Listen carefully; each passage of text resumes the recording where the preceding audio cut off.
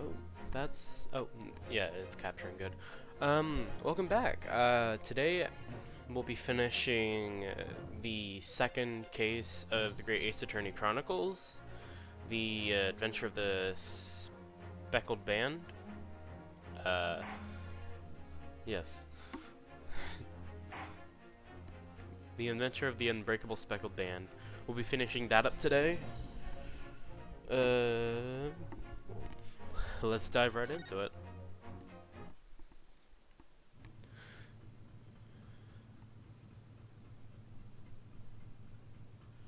Okay. I don't know what I'm looking for. That door leads to the second class area. It's locked. I can't open it. No, well, that stands to reason. No one wants to let the murderer escape. Gosh, she gave me a very stern look when she said that. Okay.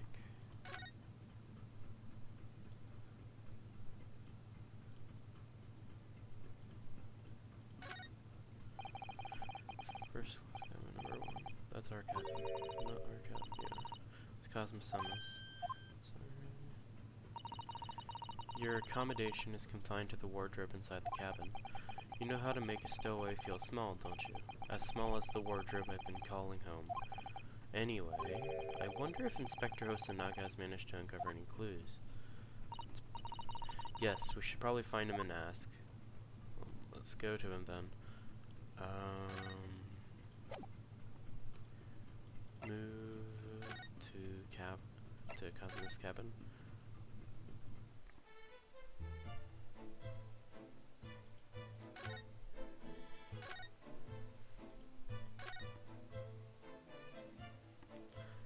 Okay. Guess that's not where I go. What about you? You, where did you go? Oh, sorry, okay. Same thing it was last time.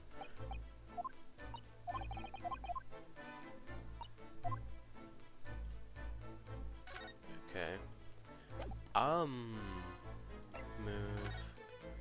Let's go to Miss Pavlova's. Ding-a-ling-a-ling. Ah, what's that? Shut down the engines immediately. Vessel sighted a quarter-mile forward. Full stop. Hard to starboard. All hands brace for impact. What the? I think we're about to crash into another ship. What? I can't stand. Sada-san, hold on to me.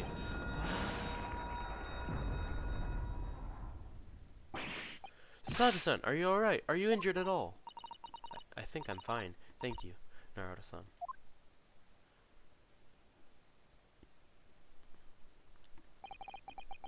It looks like we avoided a collision. I think...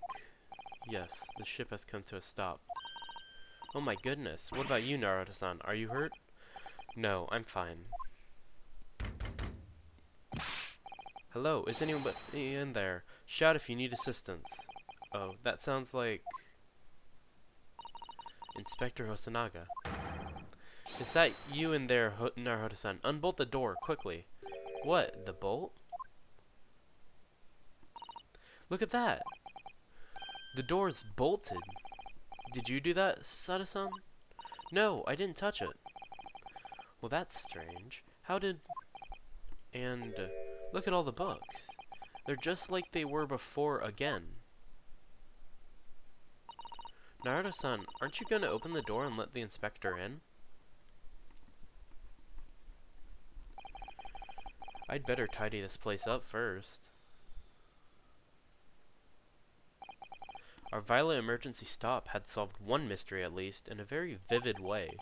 But I knew that what awaited us on the other side of the cabin door would not be pleasant. I hurried around tidying up the cabin with a new sense of foreboding in my heart. To be continued.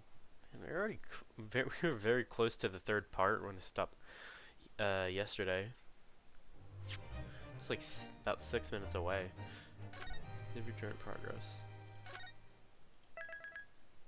If I'd realized that, then I would have stopped a little later instead of at the point I did.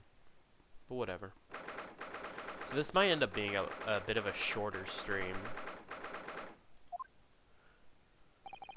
Somehow, the door to the cabin we were in ended up bolted after we made an emergency stop. Sada-san took a deep breath and then gently slid back the bolt.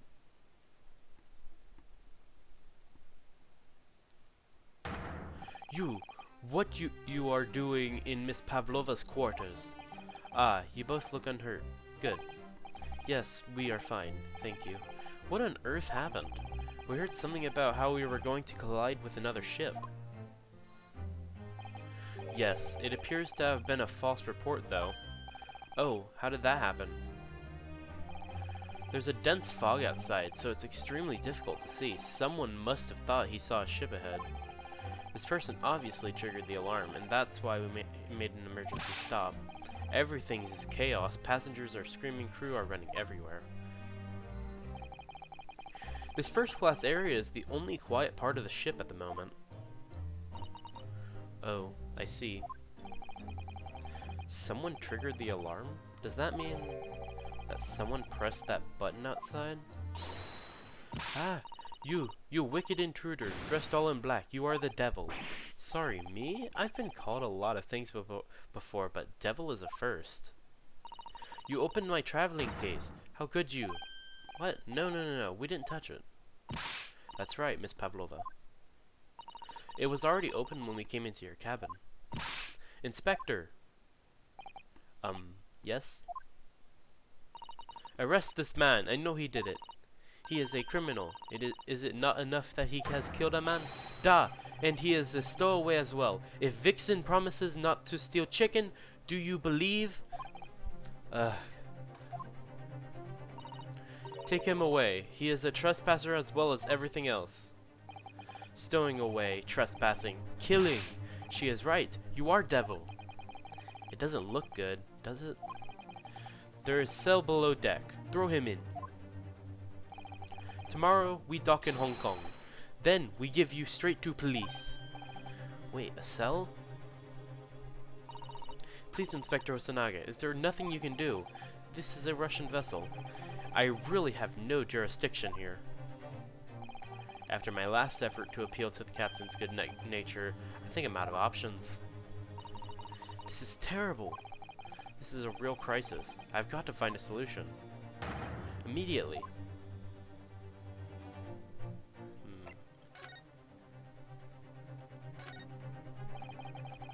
I just need to keep calm and focus on the task at hand, which is investigating. Don't touch my things. You want me to show you where crawfish hibernates? Hiya! She just throws me onto the floor. Mr. Naruhodo, what do you think you're doing? Wow, everyone's attacking me. And I was just starting to think she was my friend. Oh, isn't there anyone who can help me out of this mess?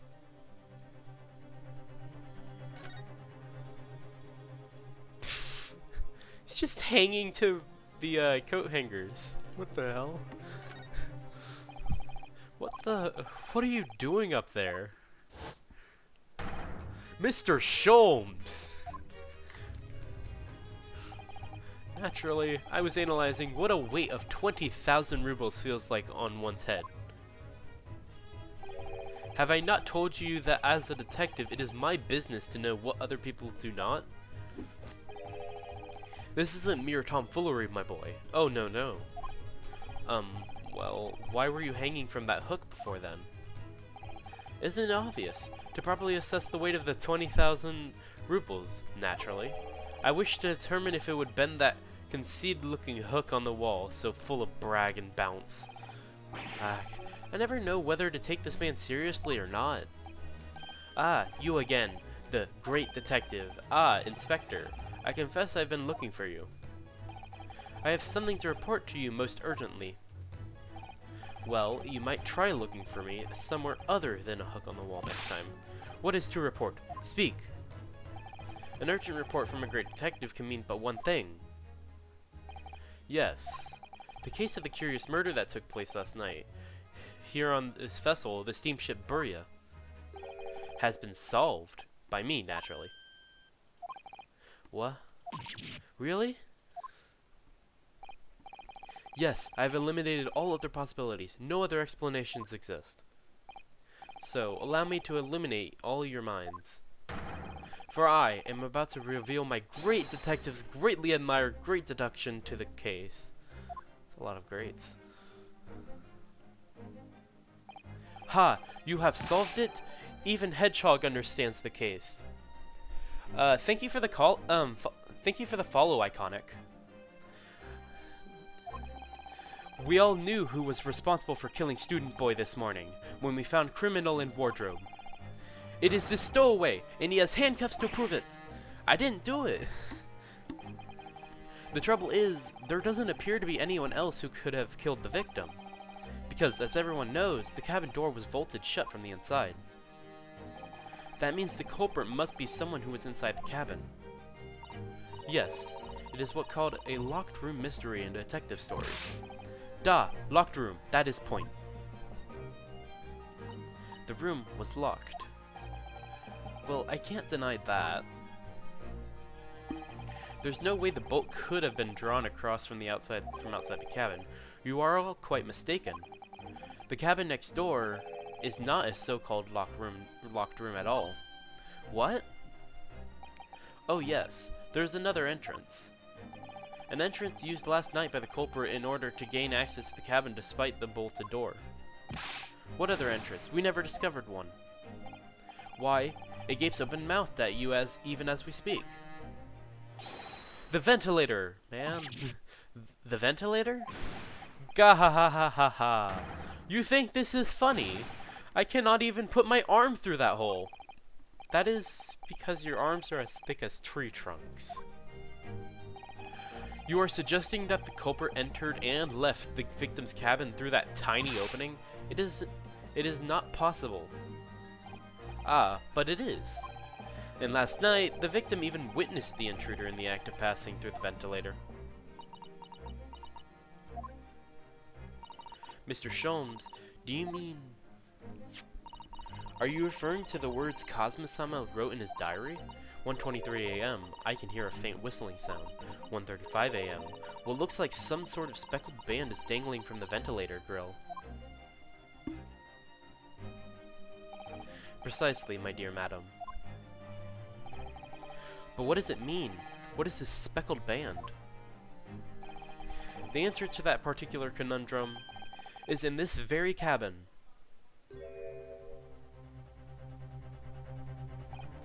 Mr. Sholmes, what are you doing?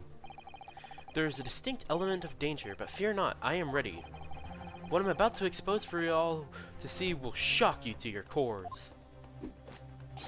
Behold! What the? A snake.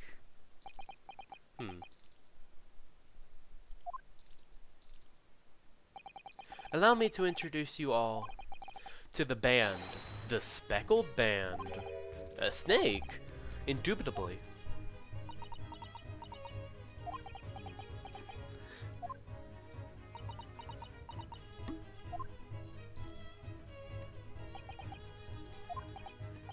Mr. Sholmes, just one thing. Pray, what troubles you? Well, that snake isn't really speckled, is it? It looks more stripy, wouldn't you say?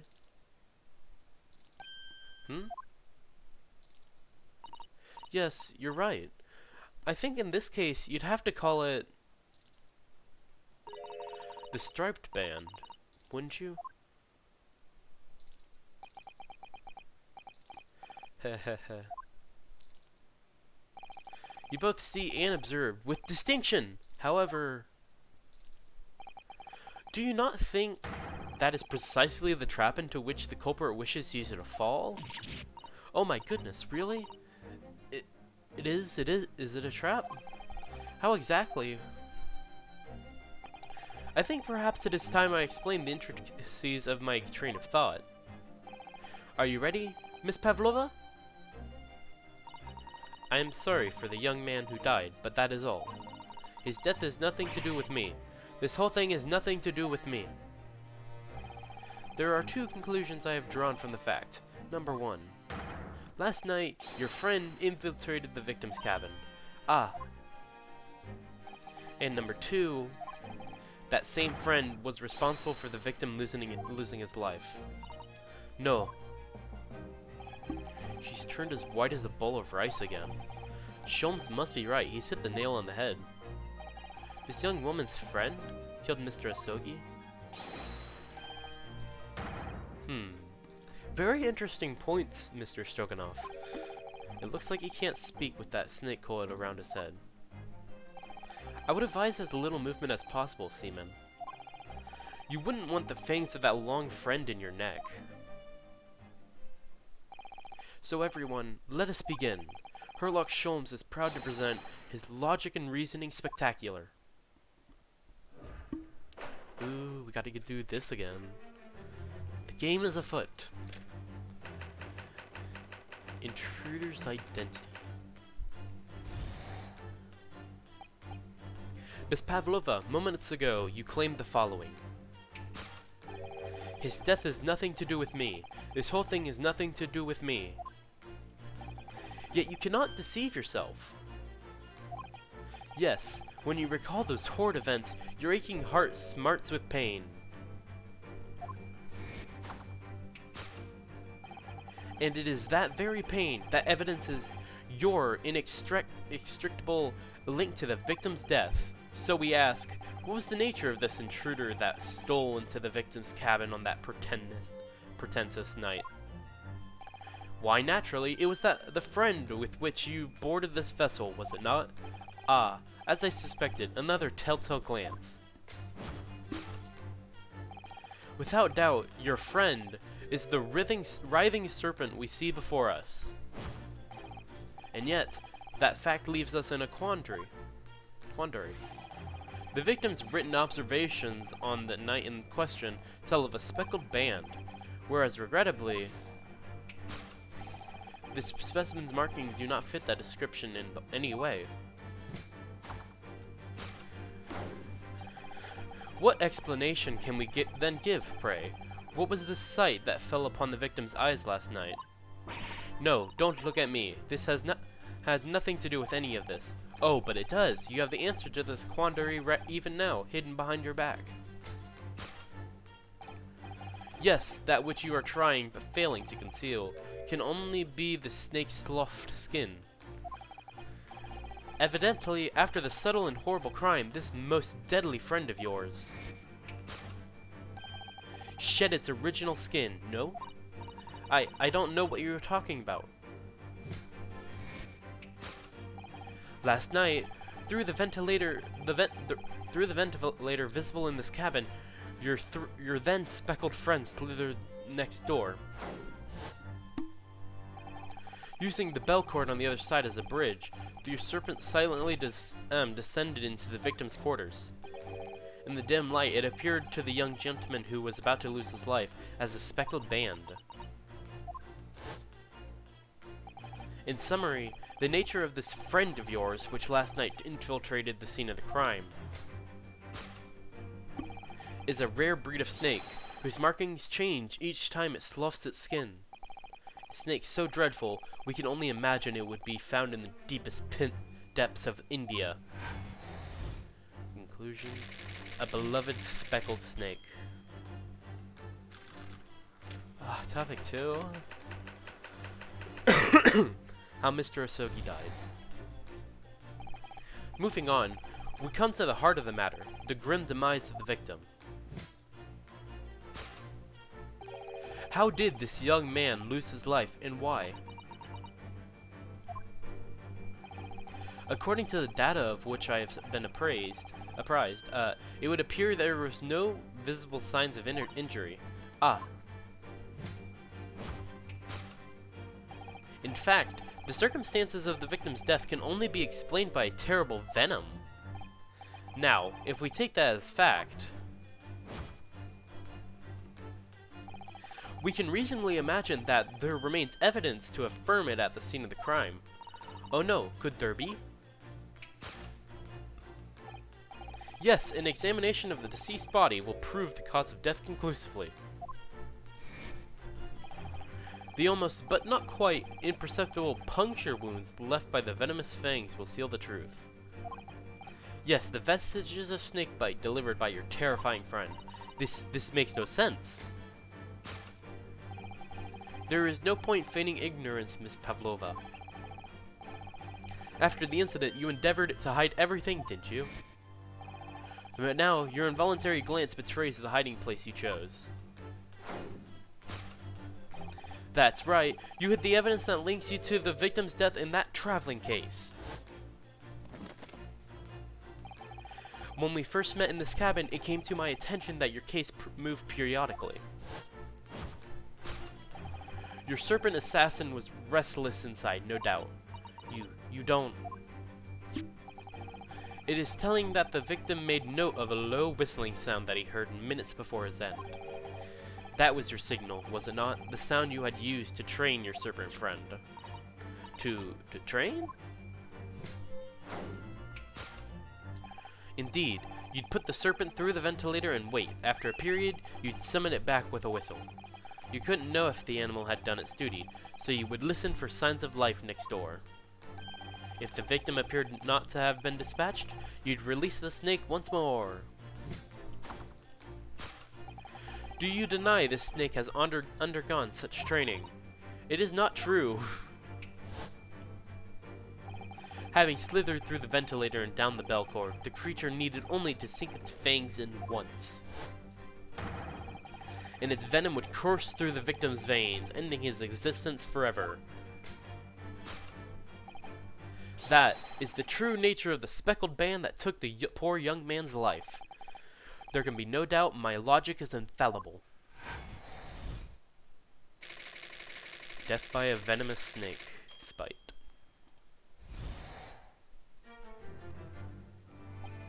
Thus concludes Sherlock Sholmes' great deduction of the speckled band.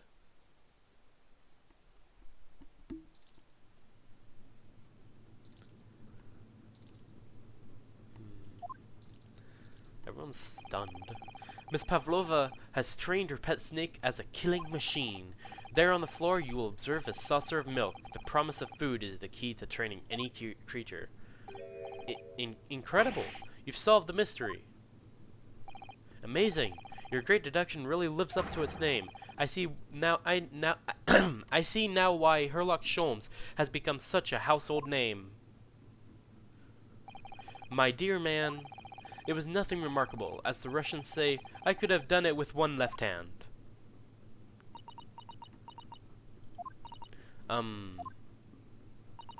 Could I venture an opinion, Mr. Sholmes? But of course, what's on your mind? It's just about your deductions before. Some things don't quite make sense to me. I welcome questions as to my method, and will answer both loudly and proudly. Oh, well, good. First of all, snakes are egg-laying creatures, part of the reptile family. You are well informed, madam. And reptiles, don't drink milk. Ah. It's really only mammals that like to drink milk, you see. So I'm not sure it would be possible to train a snake using milk as a reward. No matter. No doubt Miss Pavlova used some other treat to encourage her pet to do her bidding. Milk was merely an example. The logic holds.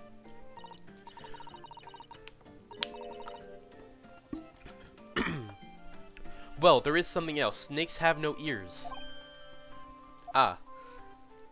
Yes, so I'm not sure it would be really... It would really be possible to signal to a snake by whistling. But madam, what of the tales from Arabia? Have you not heard of the snake that danced to the sounds of the flute? I think perhaps the performers play their music in time with the snake's natural movements. Oh, I see. No hands, no feet, no ears? These creatures are so inept as to be practically useless. Don't take it out on the snakes, Mr. Sholmes. There is one other thing. You have more? Snakes use the scales on their bellies to propel themselves. So, I'm not really sure that a snake can manage to climb up a flat bell cord like the ones in these cabins. Then it should try harder. Please, don't be angry with me, Mr. Sholmes. The point is, even if the snake had gone through the ventilator to the next door cabin, it couldn't have come back without help. What I'm trying to say is that there are a number of reasons why it's difficult to imagine the snake could have had a part in this.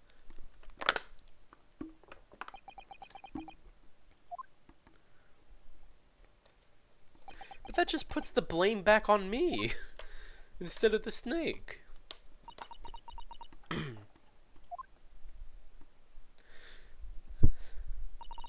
I think we need to step in and help again, Mr. Naruto. Oh no, you don't mean... Yes, we need to modify Mr. Sholmes' latest deductions and turn them into the great ones they ought to be. I had a feeling that was coming. Alright, let's give it a try. Just what I was waiting for. Mr. Naruto. Yes, right. So, cast your eyes down to your wrists again. What? My shackles are gone. Again. You've done it again! Your handcuffs are gone. Where did they go? Fear not, I shall see they are restored after our work is done. I really wish you'd leave them off. Now, everyone, let us begin. Herlock Sholmes is proud to present his logic and reasoning spectacular. Course correction. Hold it, Mr. Sholmes. A beloved speckled snake. His identity. Okay. Your aching heart smarts with pain. That's not quite right. She does have a pained expression on her face. Yes, that is true. She looks as though Kazuma-sama's death is weighing heavily on her mind. But you're not sure you're not sure Mr. Sholmes has read her quite correctly, is that it? Could there be some other way to interpret her expression then? Let's take a moment and really look very closely at Miss Pavlova. Oh, claw scratch. Oh, Naruto-san, look. It looks like a very painful wound. It looks like a scratch made by some kind of small animal, and fairly recently too. Well, whatever scratched her doesn't appear to be around here. Is there anything else? Or is it just... Probably just a claw scratch.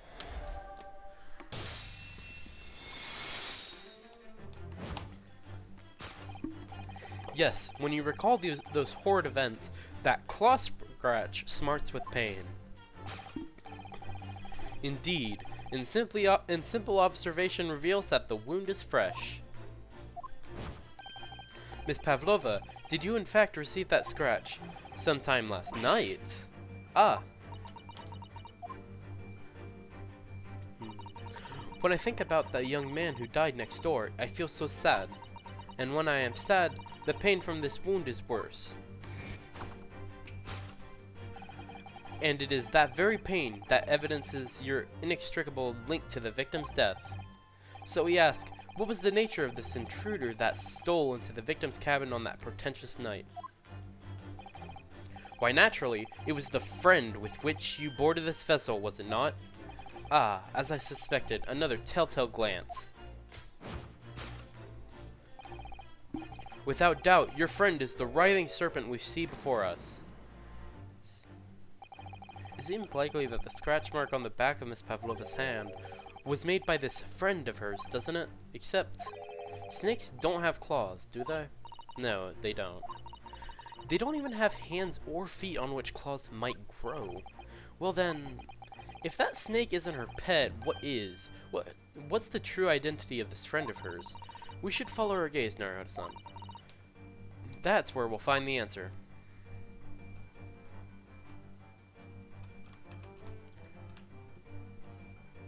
Yes. Oh, not quite. You were looking over at this framed photographic print, weren't you, Miss Pavlova? But let's not be distracted by the print itself. Oh no. It's the frame that is is your friend, isn't it? Because it is so beautifully displays whatever you put inside it. What precisely was your intention with that, Mr. Naruto? Just following the natural progression of the deduction. Sometimes the truth hurts. Well, the truth is, you do not have a turn for observation or deduction. Did that hurt? Yes, a lot.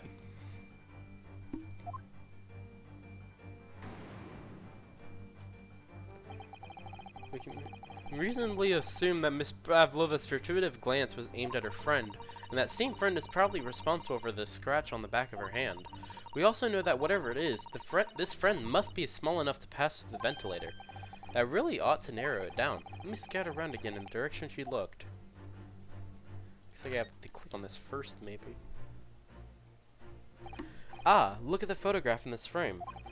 This must be something Miss Pavlova brought with her when she ran away. She is exceptionally beautiful, isn't she? Yes, that is true. But personally, it's the little black creature she's holding that's caught my eye. Maybe we'd better take a closer look at this. Look at the little cat Miss Pavlova is cuddling here. Oh, what a cute little kitten. It could vie with you, couldn't it, Naruto-san, for the blackest outfit. A black kitten. And from the look of this picture, at least, Miss Pavlova seems very attached to it. Yes! So to present this, not the actual photo. Without doubt, your friend is the little kitten we see before us. Yes, the scratch on the back of your hand makes that abundantly clear. Oh no. The whereabouts of this black kitten isn't clear, but what is clear is that you brought the animal with you when you ran away, didn't you? Ah. Darka is my best friend. I couldn't leave her behind. Darka would appear to be a Russian blue. And yet, that fact leaves us in a quandary. The victim's written observation on the night in question tell of a speckled band, whereas regrettably, the specimen's markings do not fit the description in any way. What explanation can we then give, pray? What was this sight that fell upon the victim's eyes last night? No, don't look at me. This has nothing to do with any of this. Oh, but it does. You have the answer to this quandary even now, hidden behind your back. Yes, that which you are trying but failing to conceal can only be the snake's sloughed skin. Did you see that? She just took something out of her pocket and hid it behind her back. If she just left it in her pocket, no one would have ever known. Oh yes, ploys like that are Mr. Sholm's specialty. He's ever so cleverly forced her to reveal something. I thought abduction was a specialty, or maybe making me believe that was a ploy too. Anyway, I find it hard to believe that's the skin of a snake. In which case, just what is Miss Pavlova hiding behind her back?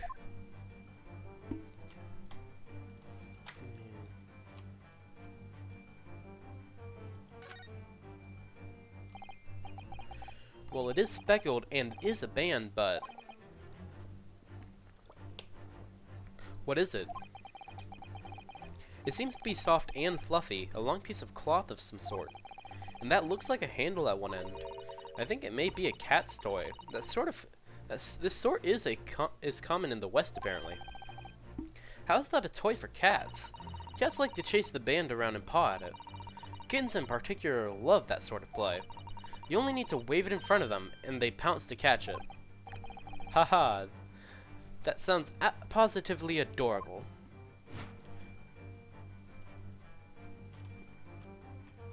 Yes!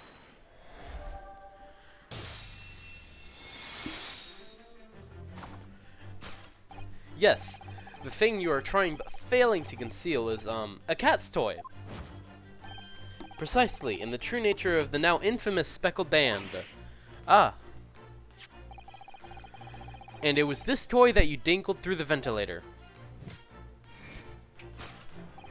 You waved it around, I presume. Naturally, the victim could not fail to notice it. But why? For what reason? My dear boy, there can only be one answer to that. After a feline friend disappeared through the ventilator into the neighboring cabin, Miss Pavlova attempted to use the speckled cat's toy to incite the creature to return. Ah. In summary, the nature of this friend of Miss Pavlova's, which last night infiltrated the scene of the crime, is a blithesome Russian blue breed of cat by the name of Darka.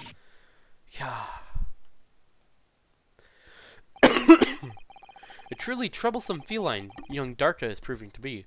She must be caged once found. You will forgive us for borrowing the photograph of your pet, Miss Pavlova. The photograph of Miss Pavlova and Darka has been entered into the court record. There isn't really a court here, though, so is it really a court record? It was after I gave her her food last night. That is when it happened. She scratched the back of my hand and then ran up the bell cord. Before I could do anything, she had disappeared through the ventilator. Darka, she is so naughty.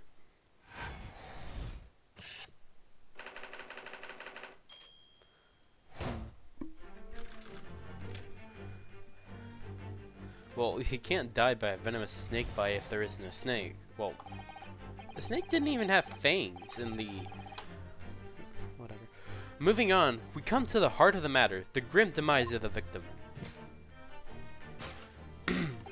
How did this young man lose his life, and why?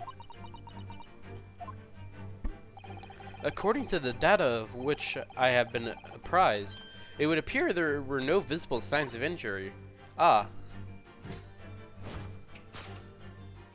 In fact, the circumstances of the victim's death can only be explained by terrible venom.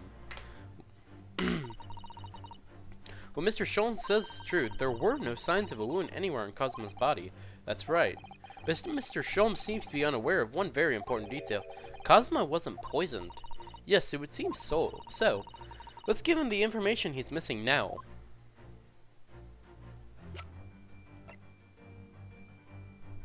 Yes. Did it wrong. Again. That deduction was wanting in every way.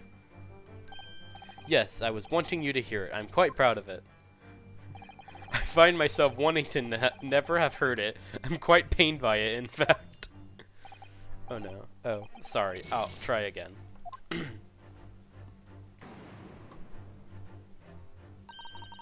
We know that Kazuma-sama wasn't killed by poison.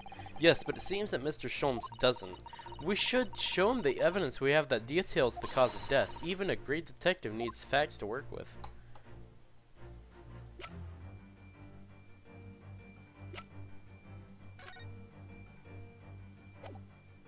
I mean, I'm gonna try this. Nope. That deduction was wanting in every way. Okay.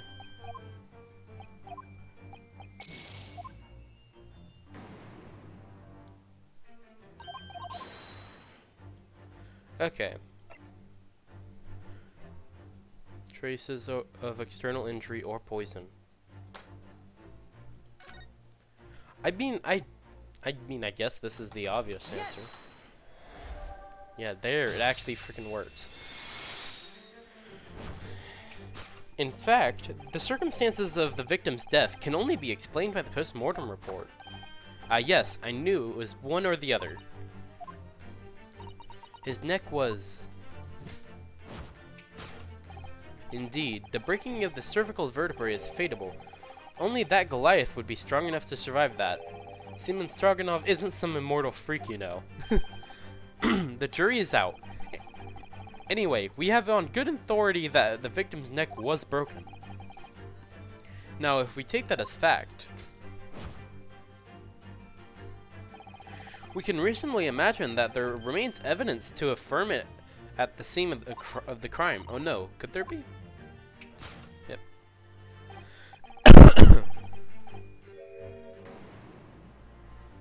This is where I used the mark on the floor. Cosmo died because his neck was broken. In other words, he was probably struck by something or someone. Yes, that's a distinct possibility. As of yet, no weapon has been found, though. Presumably, Darka didn't silently creep up behind Cosmo and deal him a fatal blow. I suppose it's possible that he had a fall and hit the ground awkwardly.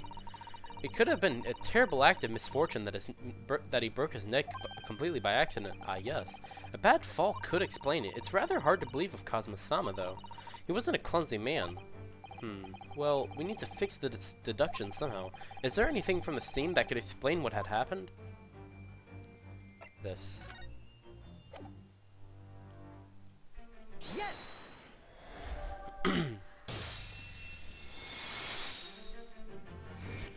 Yes, an examination of the mark on the floor will prove the cause of death conclusively. This particular mark, so prominently visible next to the victim's body, is a deposit of shoe polish. Shoe polish? Indeed, positively identified by a little analysis device I constructed, which I carry now as a matter of course. Beeswax, tallow, and dye were my results, the undeniable ingredients of shoe polish. And the color of the polish is a perfect match to the color of Mr. Asogi's laced leather shoes. Looking at this mark, it's not hard to imagine what happened. For some reason, Mr. Asogi must have caught his foot at that point on the floor and tripped. Please, no. And, by a dreadful turn of misfortune, caught his neck against some immovable object as he fell to the floor. Suffering a fatal blow to the spine, the victim's vertebra shattered, and in that instant, he lost his life. No! I don't know. I don't know anything about this. Is that really true, Miss Pavlova? What about the evidence left at the scene where Mr. Asogi lost his life? Yes, the facts are as clear as day to me. You did all you could to conceal the incriminating evidence. But now your involuntary glances betrays the hiding place you chose. Nope. Not the suitcase, not the traveling case. I don't believe it. Kazuma-sama merely tripped over and now he's no more? It can't be true. I refuse to accept it. I know it's hard to believe, but the mark on the floor does seem to suggest that's what happened. And if this part of Mr. Sholm's deduction is right, Miss Pavlova is trying to hide some evidence that would prove it. Here in this cabin, somewhere in the direction that she just cast her eyes. Where, I wonder? Let's have a good look around. The answer must be here somewhere. Not the crown. Anything in the traveling case? This is where Miss Pavlova hid her friend. That's right. And it wasn't a snake after all. No, it was that little kitten she calls Darka. Not that it's anywhere to be seen now. It seems to have let itself out of the case and gone exploring. I expect it's wrapped itself around someone's head somewhere, trying to make a new friend. Either that, or it's scratching their hand to pieces. The point is, where has it got to?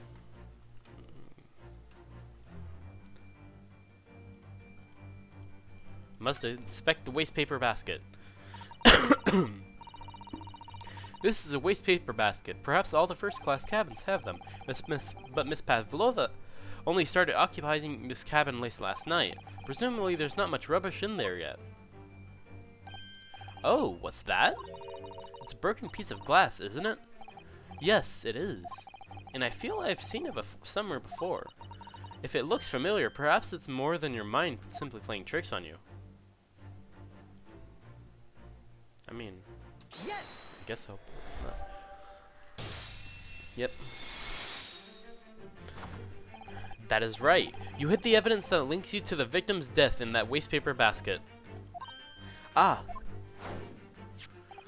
Here we have a fragment of some intricate glass object. It would seem one that has a familiar air to, in fact. Precisely. We found another piece of broken glass on the floor in Mr. Asogi's cabin. And as you can see, the two pieces fit together perfectly. Oh no. So Miss Pavlova, shall we consider what this tells us? Why would it be that part of this glass object, which was evidently broken at the scene of the victim's death, should be found in the waste paper basket in your cabin. Kya! You're well acquainted with this glass bell, are you not? I don't know, in that hushed Russian accent of yours. Won't save you this time, dear girl. Why? Because we have conclusive evidence that linking you to the bell in question. What? Take it away, Mr. Naruhodo. Yes. The evidence linking Miss Pavlova and the little glass bell, that would be... I mean... Do I present this? Yes! If you look at this photograph, you can clearly see, hanging from the darkest color, the very glass bell in question. The truth has caught up with you, Miss Pavlova.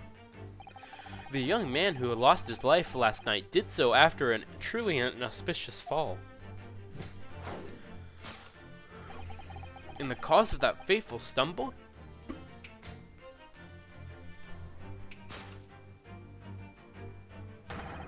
Your absent feline friend, Darka.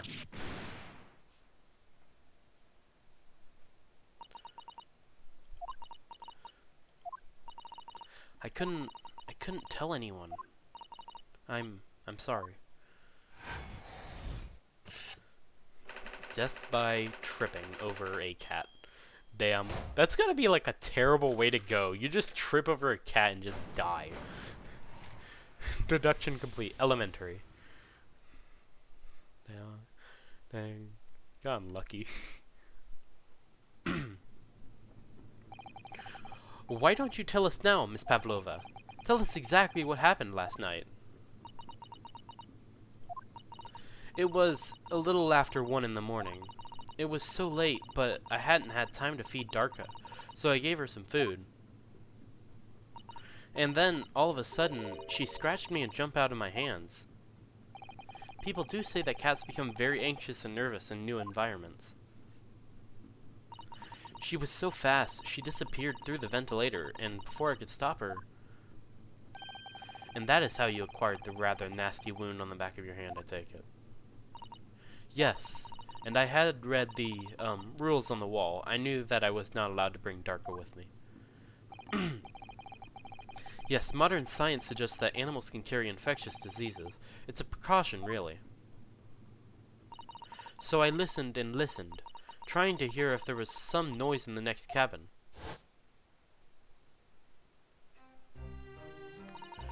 It was very quiet. I was sure if someone was there, he must be sleeping. So at that point, you thought it safe to try to lure the kitten back again?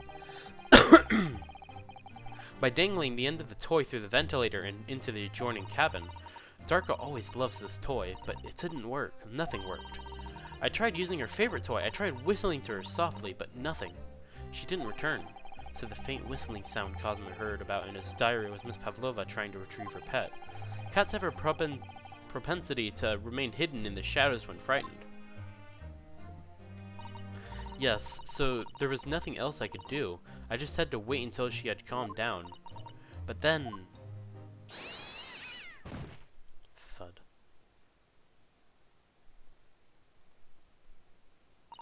I nearly passed out with shock. I heard her cry out and then... Oh, such a dreadful bang. Then afterwards, nothing. It was totally silent. Cosma was...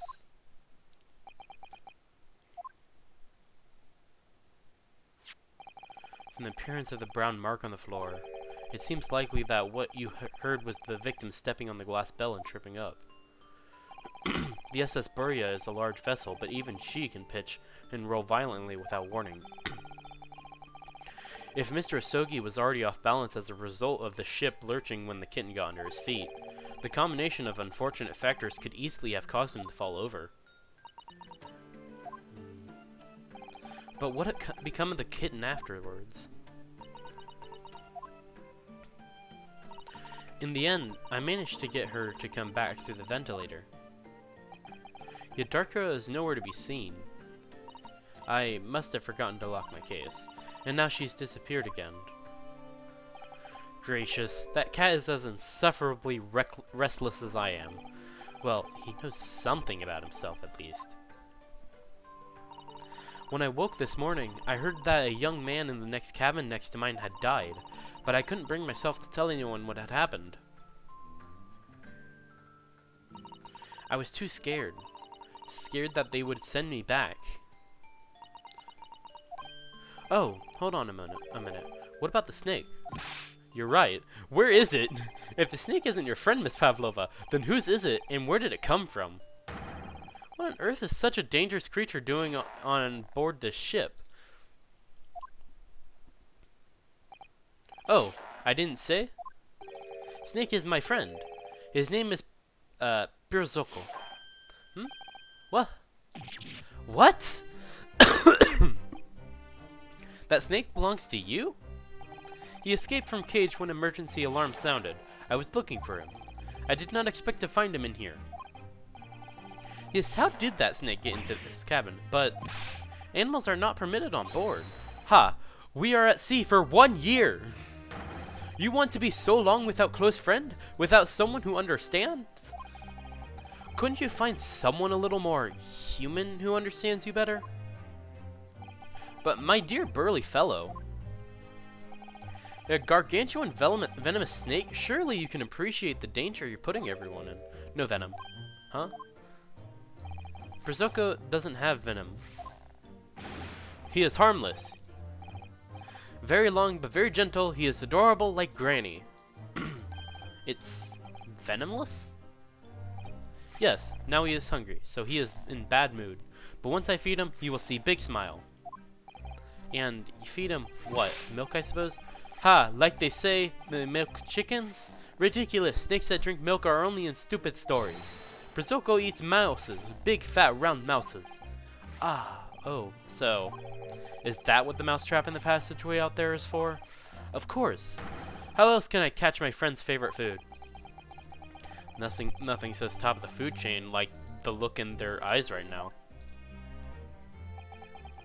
It refuses to drink milk. It can't hear a whistle. It can't climb up a bell cord, and it's not even venomous?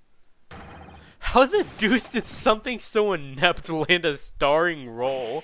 It's not my fault. I do not make up stories. My Birzoko has nothing to do with this incident.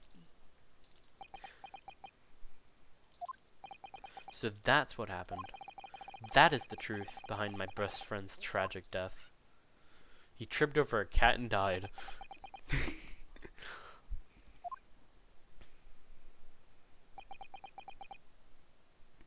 Ozanaka, you should really fix your glasses when we reach Great Britain. And, like, the rest of your face.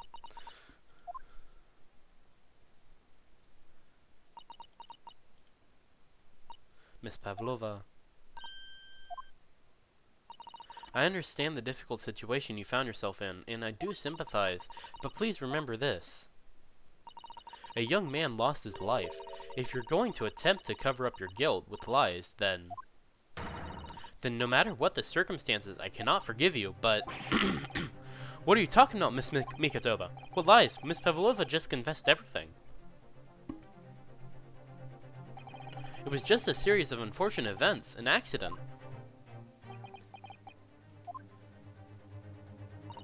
I'm no great detective like Mr. Sholmes. I don't have a gift for knowing the truth. But even I can see that was not the truth.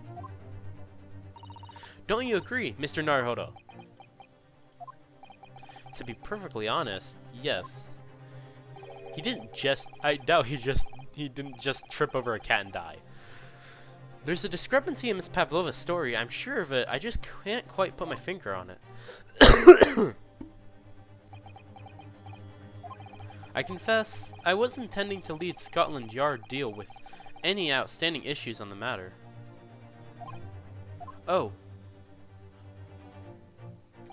I am only present here for a very specific reason. The truth is, you, Mr. Naruhodo, are simply a distraction. A distraction. I do hope you've not been finding your shackles too uncomfortable. Ah, not again! When did he do that? Especially as they are on your wrists as a result of my intervention. I was rather hoping I could resolve matters before we made our next port call.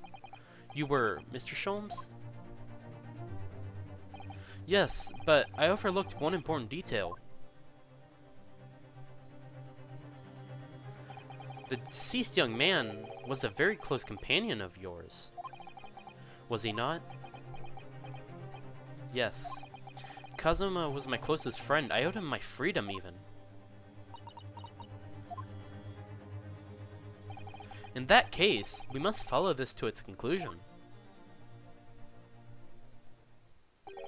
No further distractions. You must uncover the real truth here, Mr. Naruhodo. Yes, whatever that may be. The key to this is the discrepancy in Miss Pavlova's story, I'm sure. If I can chase that down, maybe the truth will become clear. Even in flashbacks, his headband still flows, as if there's wind in a ship without wind. The truth about how you really died, about how that scene in your cabin really came to be. Alright, I'll see what I can do. Excellent. Thank you, Mr. Naruhodo.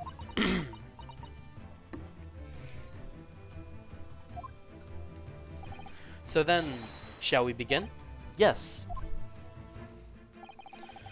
What we should ponder first is the victim who lost his life in a cabin that was bolted shut from the inside. Was this truly an unfortunate accident? Or was it in fact no accident at all? This is what we must establish in the first instance. But we've already established it, haven't we? The man tripped over the kitten that had climbed into his cabin via the ventilator. Tragic, yes, but still an accident. Wait, let's just take a step back.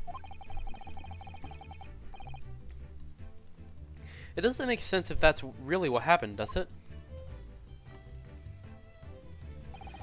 I'm going to have to ask you to spell it out for me, I'm afraid. Yes, it's starting to take shape now. There's a clear contradiction between the facts and Miss Pavlova's story here. The evidence is right there in Kazuma's room, it's undeniable. His death couldn't possibly have been a mere accident. Really? Let us show our hand, Mr. Naruhodo. Time to present the evidence. The evidence that proves unequivocally that the victim's death was no mere accident.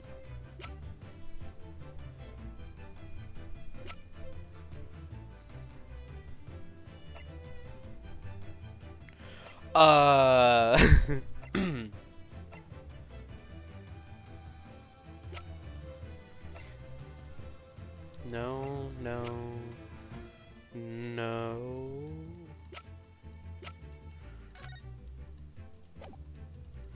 No, no. Yes? Yes! The truth is clearly recorded in this photographic print. There's no way that Mr. Asogi could have left this message on the floor. That script, it's Russian, isn't it? Indeed it is. The word written means wardrobe. I see what you mean. Most people would have leave a dying message in their native language. Japanese in this case, but maybe he was studying Russian. It is a simple language. He could have picked it up very fast. That doesn't seem likely. That's actually not the point. It makes no difference whether he knew Russian or not. Sorry? What do you mean? Exactly what I said before. There is no way that Mr. Asogi could have left this message on the floor. And the reason why is clearly explained here. Damage to the cervical vertebrae resulting in instant death. Instant death. Ah. Which means, after the victim fell to the floor, he couldn't possibly have written anything. Because he was already dead. That's not the only reason either. There's something else we found in Mr. Asogi's cabin. A remnant of something that couldn't possibly have been there if what Miss Pavlova told us was true. What? So Susato-san has noticed it too then. Putting this message on the floor aside, there's something else that gives the truth away. Another piece of evidence that proves this was no accident. In other words, I mean, it makes sense that it's the bell. Yes. Because one half wouldn't be in her trash can. If that was the case. This piece of broken glass next to the mark on the floor. But that's the glass bell the kitten had around its neck. We already knew about that. It was broken in half when the victim tripped over the cat and fell. So we already have a satisfactory explanation. Where's the flaw in that logic? Unfortunately, there's a very big flaw. A fatal flaw. What? If that's really what happened, then how did one half of the bell end up back here in this cabin? Ah. Yes, remember that we found the other half of the glass bell in that waste paper basket. Would you care to explain that, Miss Pavlova? Oh no. Both these pieces of evidence clearly point to the same conclusion. That when Mr. Asogi died last night in his cabin, there was someone else in the room. And that same person deliberately arranged the scene to disguise the truth, in order to cover up his or her own guilt. Ka. Yes, there was someone else present in Mr. Asogi's. You are wasting time! Someone else was there? Duh, of course, we know this. What are you talking about? Bulkhead was bolted shut from inside. There is no way in or out. Oh, yes. You're back to pinning the blame on me. And only other person in the cabin was young student when young student died was you. Yes. It's true, I was in the cabin when it happened. You were shut inside the cabin's wardrobe, to be precise about the details. But I don't know Russian. There's no way I would have left that message. Not would have. There's no way you could have left that message, to be precise about the details. Would you mind? Ah ha ha ha ha! Forgive me, my dear fellow. As I was saying, the person in question wrote the word wardrobe in Russian on the floor, in an attempt to incriminate me for the crime, even though I had been asleep in there the entire time. And then, the same person picked up the broken glass bell that had fallen to the floor, for fear of it becoming evidence that would show how Mr. Asogi really died. But why wouldn't this person have taken all the pieces of the bell away? Leaving half behind was always going to raise questions. Yes, well, it was past 1 o'clock in the early hours of the morning. The cabin would have been quite dark. The single small lamp suspended from the ceiling would barely have cast any light onto the floor there. Little wonder, then, that the culprit failed to notice a fragment of the tiny item. You all suspect me, don't you? Hold it. Seaman Stroganoff. Nina is woman of sea. She is daughter of strong sailor. 2 years ago, they've noticed her dancing skills and she went away to join ballet company. But before, she was dancer on this ship, a member of ship's band. You do not accuse ship's angel of being criminal. Ah, so that's it. You say that when young student died, Nina was in his cabin? But that is not possible. I give my tooth. Well, this is almost interesting. And why would you give your tooth, pray? How can you be so sure? You are a great detective. You should know. Cabin was bolted shut. Look truth in eyes. Cabin bulkhead was shut from inside. Nobody could go into the cabin. Not Nina, not anyone. Or you want to tell me that killer can walk through locked doors? Yet, it's impossible. He's right. But wait, I've read about this in detective stories. People often tie thread around door latches so they can open and close them from the outside. The thread? Are you stupid? These bulkheads are not barn doors. Certainly not. These are watertight doors, as one would expect to find on any modern steamship. Constructed of heavy steel, with not a gap in sight, no threads or needles or magnets could have been used. No. Of course not. I thought so too. But Mr. Arnarhoda suggested it earlier, so. Sasato-san, how could you shift it onto me like that? So Seaman Stroganoff has a valid point. The cabin door couldn't have been bolted shut from the outside. Not necessarily. What? I put it to you that I could bolt this cabin door. without laying a finger on it. And in this very cabin, we can see the traces of the method I have in mind having been used before. I don't believe it. Well, Mr. Naruhodo, I believe you know what I mean, don't you? A way to shut the bolt of the cabin door from the outside. One way does spring to mind, yes. Do you really know what Mr. Sholmes means, Mr. Naruhodo? Yes, and so should you, because we've seen it happen. Indeed we have, so would you care to do the honors, Mr. Naruhodo? Point out the telling signs of the method that was used to slide the cabin door. It's this.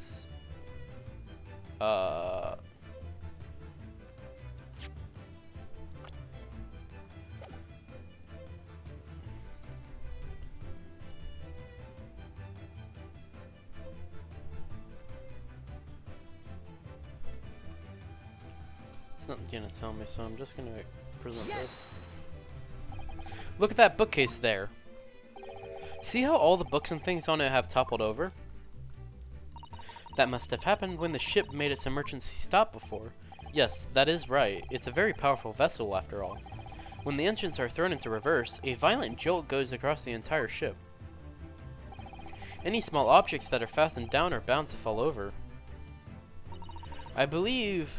Yes, it's what's known as the force of inertia acting on the objects. Is there nothing Sasada-san doesn't know? Or that isn't in her book at least?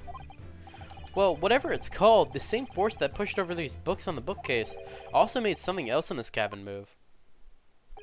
The bolt on the cabin door. Ah, it was very obvious just after the emergency stop that the ship made earlier. We had come into this cabin not long before and we hadn't bolted the door. But then...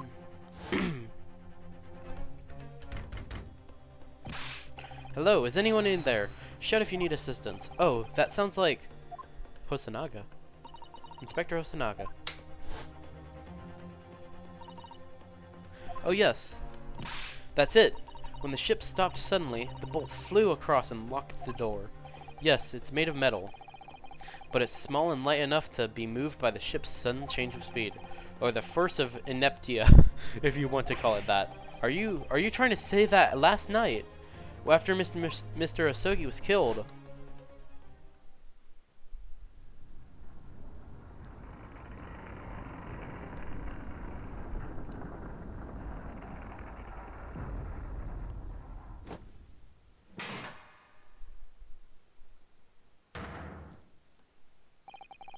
The SS Buria made another emergency stop?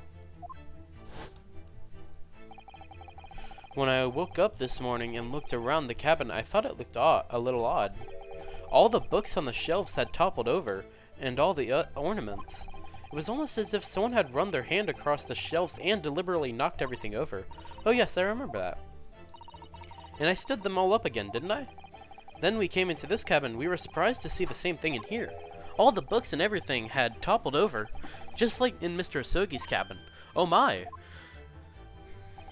Do you have anything to say about this, Miss Pavlova? Are you out of your mind? You say Burga made an emergency stop? It doesn't seem a little far-fetched, but how could that possibly have happened? Unless you're saying that the culprit is actually someone from the engine room. Oh, it is simple enough. Are you forgetting the button in the passageway outside? Used to trigger the emergency alarm. Oh yes, of course. There was a notice, wasn't there, telling you only to press the button in times of emergency? On dark nights when the fog is dense, the captain cannot afford to rely on the eyes of his lookout alone. Hence the placement of a number of buttons around the vessel to allow any crewman to raise the alarm. The sort of button one is almost compelled to press to satisfy one's curiosity. Wait, it was you? When the button is pressed, two things happen in the interests of safety. The emergency alarm bell rings and the vessel comes to a complete stop. As indeed, it did a little earlier today.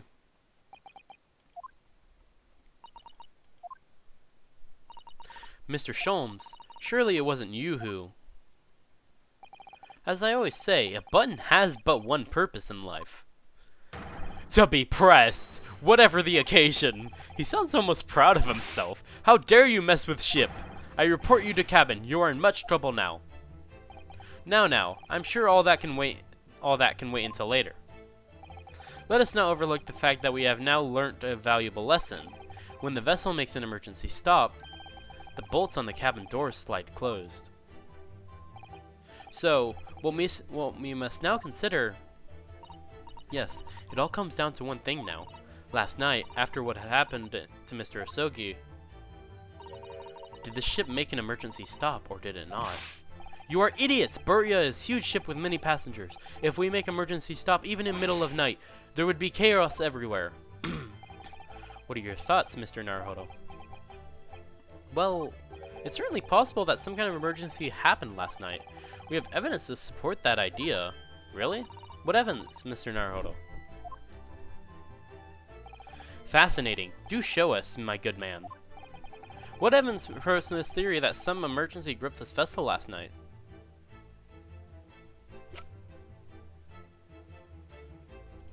Yes! Seaman Stroganov, it's your duty to patrol the first-class area of the ship, isn't that right? Duh, that is correct. Why? In the ship's log here, this would be where you record the details of your duties? What are you doing with that? That is mine. Ah, you rather carelessly left it atop the little makeshift bureau in the passageway out there. But as responsible passengers, we took it into our care with a mind to return it to you later. I left it there on purpose. That is where I always put it. The point is, looking at what you usually record, it's clear that under normal circumstances, you write the phrase nothing to report every 30 minutes. But from 2 o'clock last night until first light this morning, nothing was recorded at all. Nothing recorded in the log. That is...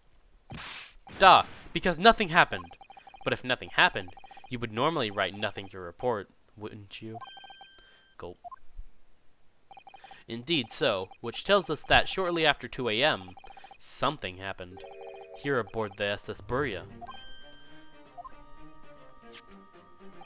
Something sufficiently significant to make you forget to fill in the ship's log, in fact. Are you suggesting that the ship really did make an emergency stop in the middle of the night? Stop talking rubbish! If I'm perfectly honest, I find that a little hard to believe myself. Oh? Why? Well, because if something as major as an emergency stop really had happened, surely all of us would have noticed. That's very true. Thanks to the emergency stop we experienced earlier, we all know what it feels like now. The ship lurched so violently and the alarm bell was so loud. I can't imagine that anybody would sleep through that, even if it happened in the dead of night. Well, no, that is a good point. What of the throbbing? Sorry, what do you mean? Your head, man. The throbbing of your head since this morning. We have all suffered with it. Ah! Oh, yes. I have had a headache, you're right. In fact, I haven't been feeling myself since I woke up today. Nor have I. My head has been feeling heavy ever since dawn. Yes, you've all been afflicted, haven't you? Just as I suspected. He's right, my head's been throbbing today too. And since eating dinner yesterday evening, everything has felt sort of hazy. I can't really remember anything that happened after I climbed back inside the wardrobe. Then, the first thing I noticed this morning was the throbbing pain in my head. I had already been dragged out of the wardrobe and had those handcuffs put on me by that point. Why didn't I wake up when all of that was happening to me?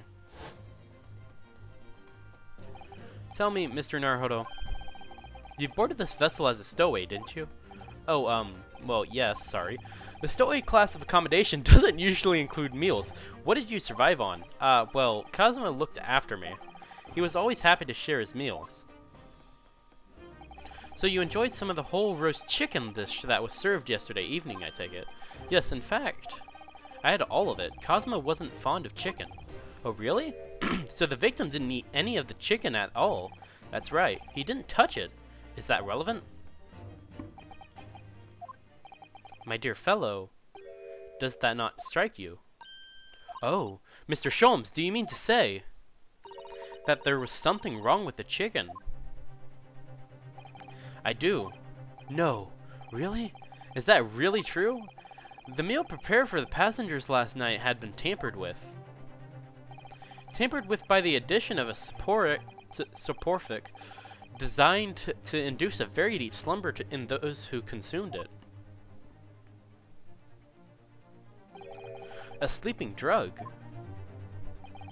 Do you mean whoever did this laced every meal with a sleeping drug and so no one would notice the ship's emergency stop? Mr. Naruhodo, of course that's not what Mr. Sholmes means. What a far-fetched idea. Precisely. Lacing every meal of every passenger on board with a soporific drug would certainly be impossible unless, that is, every single member of the crew was a conspirator. What? Mr. Sholmes! Well, Seaman? I'm sorry to say that any more deception in this matter will get you nowhere.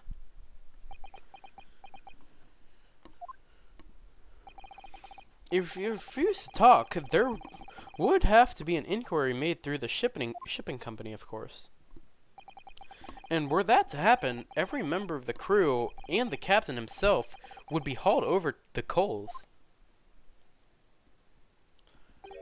for aiding and abetting a renegade.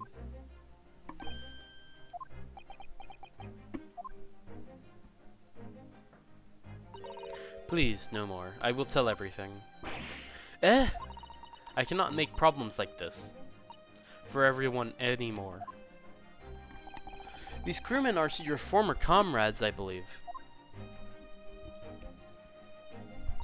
Yes. So when I decided to run away, I asked them to help me. We all agreed to help, everyone together. She threw away everything, her fame in the ballet, Mother Russia. We wanted to help our angel. I don't believe it. You are right. We put sleeping drug in chicken last night. Yes, I remember now. I did notice chewing on a lump of something strange and bitter at one point. Duh, we could not make all drug. How do you say, dissolve? Talk about heavy seasoning. At midnight, in waters near Shanghai, we brought our angel on board. She was helped by comrade on shore with small fishing boat. While all the passengers of the SS Buria slept soundly, thanks to the almost magical effects of the slumber-inducing potion their evening meals had contained. So if that's what happened, the only people awake on the ship last night were the crew, people who disliked chicken, and the newly boarded passenger, Miss Pavlova. And that means it would have been possible for you. You could have used the emergency stop trick to lock Cosmo's cabin door. But how does that make sense? Surely every cabin door would have ended up locked in that case, and there would have been complete chaos. Oh, I wouldn't say so. What? Ah, of course. Just like us, all the other passengers would have eaten their evening meal of chicken in their cabins, after which they would have been overwhelmed by tiredness of the sleeping drug. Quite. And accordingly, all passengers were already in their cabins for the night. Yes. The overwhelming majority of passengers who habitually sleep with their cabin doors bolted anyway, and so not one of them would have found it remarkable to find the door locked in the morning.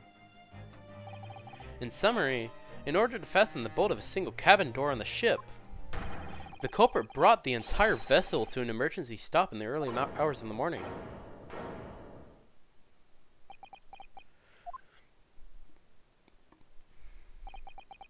You have talked a long time and said many things. What is point? The point is what I said earlier.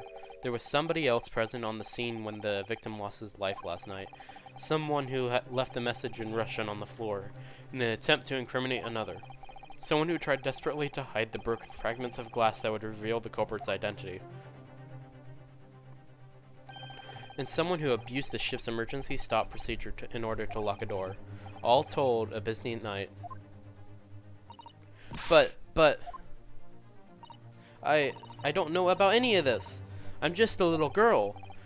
You like to speak with your long English words and explain your clever ideas.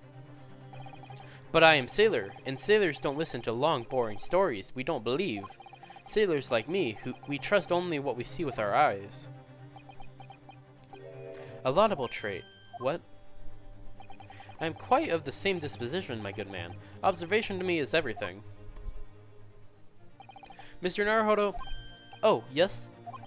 Do you hear it? The accusatory cry of guilt in the wind? What accusatory cry of guilt? Sorry, you've lost me. Proof of involvement, man. But you can't hear such a call with your ears. No.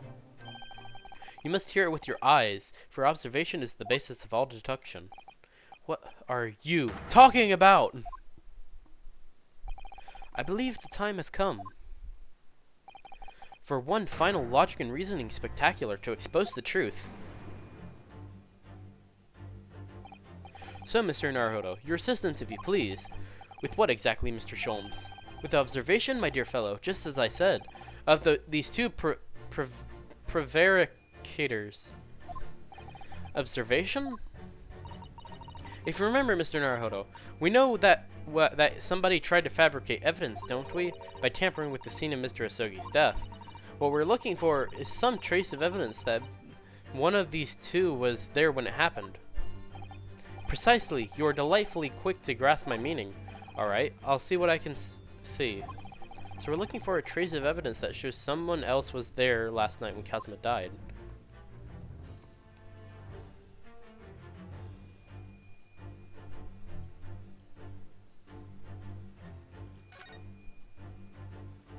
Oh, look at this!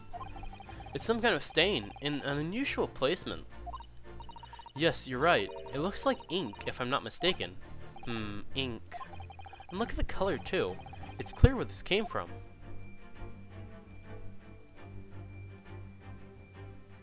Yes! Ink stain. Seaman Stronganov. You seem to have quite a large purple stain on the back of your white uniform there.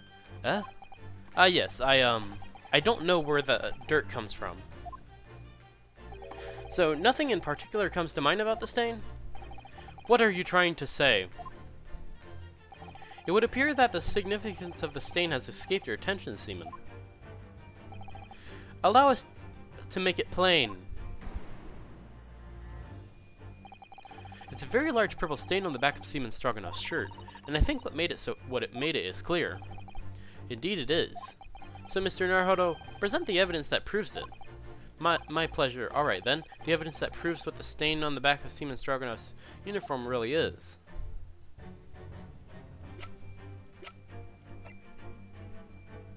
Yes!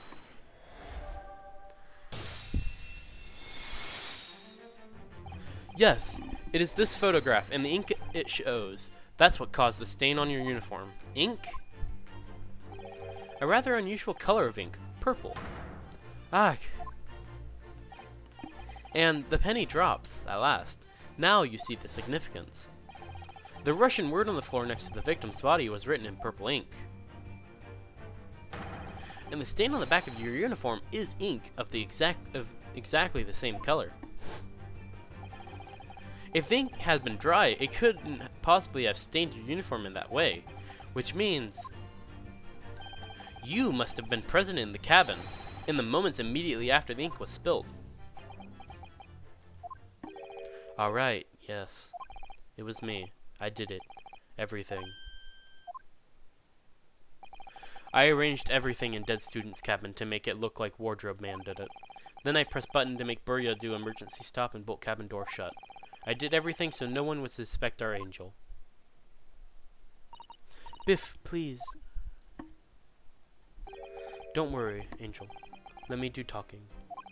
It was after 1 in the morning. I was on duty, patrolling passageway. Then our angel came to me. She was white like a sheet. Biff, please, you must help me. I went with her. The door to cabin number 1 was open. When I looked inside, I saw Student Boy on floor. What happened here? Please, don't tell anyone. My little one, my little furry friend. Everything that happened in the cabin is like Angel told you. The kitten escaped through the ventilator into Mr. Asogi's cabin. Then he tripped over it and broke his neck when he fell to the floor? Yes, that is right. So after the incident when the cat ran away, Miss Pavlova then visited the cabin next to hers? Only to find its occupant lying lifeless on the floor. She said she was worried when she heard the sound of something falling on the floor. That's when she went to look. No, Angel?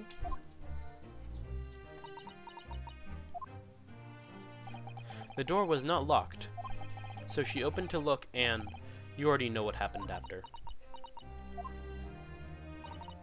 There's just one thing. If you wouldn't mind. What? When you went to Mr. Asogi's cabin, Miss Pavlova, was he already dead? Why? I already told you. When Nina opened door of student's cabin and looked, I was asking Miss Pavlova. Well, Miss Pavlova? Da. Oh. Yes, that is right. I saw him. It was dark and he was wearing black, but he was on the floor, not moving. I was scared and...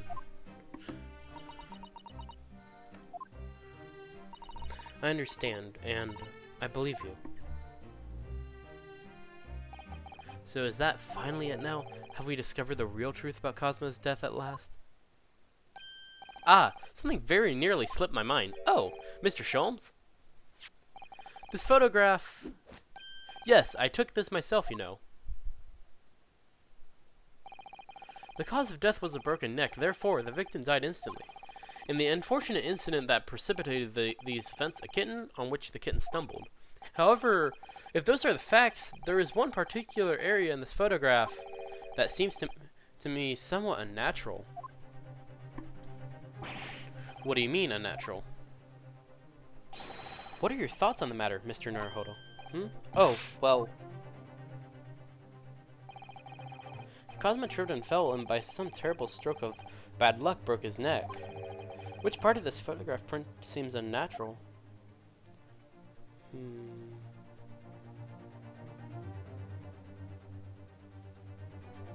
Yes!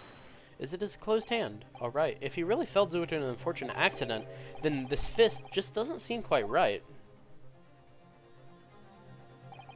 The exact same thought occurred to me. In a fall, one's instinct is to open the palms flat. Yet here we see the victim with his left hand tightly balled into a fist. Almost, you might say, as though he were gripping something. What do you mean? Simply that I took the liberty of investigating the victim's fist a short while ago. You did? And what, pray, do you imagine I found there, my dear fellow? Mr. Sholmes, show us, please! Why, of course, my dear madam. Would I keep you in suspense? This is what I found. Oh, a crescent moon with a little gemstone in the middle. Yes, you are right, a crescent moon. It's very pretty, but what does it tell us? It tells us nothing. I'm not so sure. The crescent moon looks familiar somehow. I'm sure I've seen it before, somewhere before. Observation, Mr. Naruhodo. That is the key. What? The truth is now tantalizingly close. How did that crescent moon come to be in Cosmo's clenched fist? This is the final clue, the last piece of the puzzle.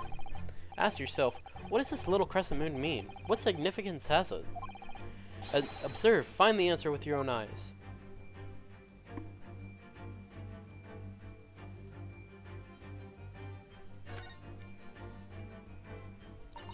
She has such petite ears among that beautiful hair, like little pink little pink shells. Oh, what's that? There's something dangling down from her ear. Yes, that's an earring. Wait, look! It's a crescent moon. Ah! There can be no doubt now, surely. I didn't mean to click on that again.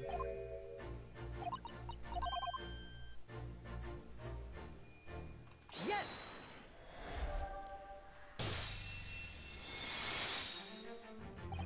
Miss Pavlova, on your ear there. I see you have a crescent moon as well. Ah! What? And on your other ear, there seems to be a crescent moon missing. The little link holding it on must have broken, I suppose. Now, the missing crescent moon was found in the victim's clenched fist. Clearly, there is only one logical conclusion. Wouldn't you agree, Mr. Naruhodo? Yes. Miss Pavlova, Mr. Sogi must have grasped that crescent moon and pulled it from your ear. Perhaps just moments before he fell to the floor. In other words, last night, in Mr. Sogi's cabin, you witnessed the moment when the victim fell with your own eyes. In fact, you were quite literally at arm's length from him. But then the question is, why did Mr. Sogi do that? Why did he pull your earring from your ear and hold it in his clenched fist during his final moments? Oh, no. Angel? No one can protect you now. Please, Miss Pavlova, tell us the truth. Last night, what did you do to Kazuma? Yeah. She finally cracked.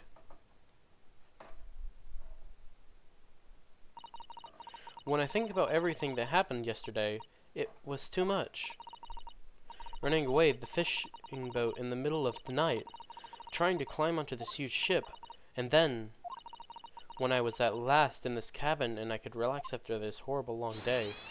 Meow. Darka, wait!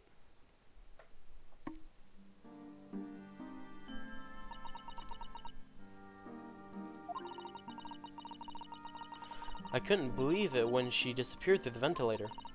I tried to call her with a little whistle. I tried waving her favorite toy, but nothing worked. Darka would not come back.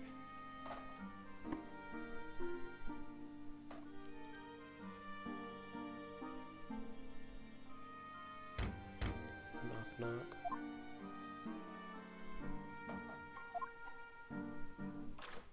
Clunk. What are you doing here at this time of night, Inspector? Oh, I'm sorry. I thought it was a friend of mine.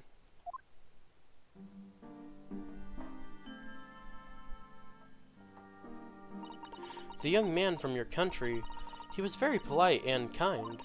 He helped me to find Darka, and he promised not to tell anyone. But then, when I had my friend in my arms again and I was going to leave the man's cabin...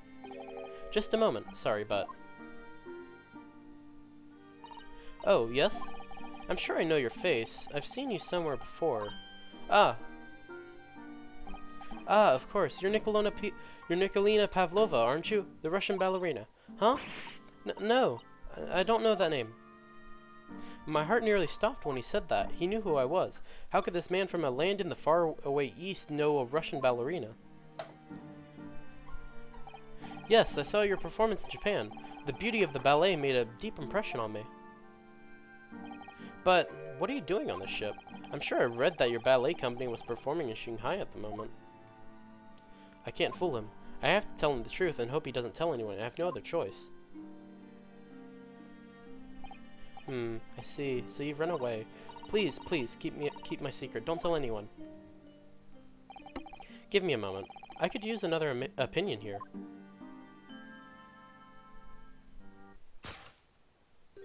He's going to pull that cord. He's going to tell the captain. Why did I think I could trust him? Then it happened. Everything at once. It was only a second, but it felt like forever. Wait, I shouted, and then... Meow. Darka jumped out of my arms and down to the man's feet, and... As he turned to look at me, I pushed him. I don't even know why. I don't know why I did that. I was just so scared, and I had to stop him from telling anyone about me. And that's when you went to fetch help from Seaman Stroganov, who was on duty out in the passageway. I heard Nina cry out and a thud on the floor, so I ran to her. She was standing at cabin door, shaking like a leaf. She looked at me and said, "Help me, Biff. If they find out, I will be... Please, I have nowhere to go." So you decided to help, and that's when you arranged things in Cosmo's cabin to make it look like I did it, so that no one would suspect the passenger in the cabin next door? Yes, I went into cabin and looked around to make sure there was nothing to show Nina was there, and then I found Stowaway in wardrobe, still sleeping. Right, that's when he found me.